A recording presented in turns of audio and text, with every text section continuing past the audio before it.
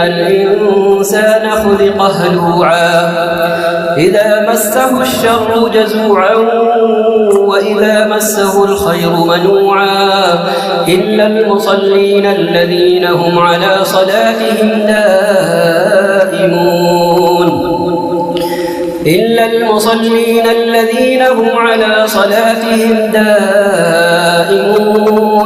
والذين في أموالهم حق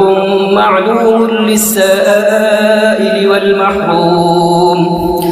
والذين يصدقون بيوم الدين والذين هم من عذاب ربهم مشفقون إن عذاب ربهم غير مأمون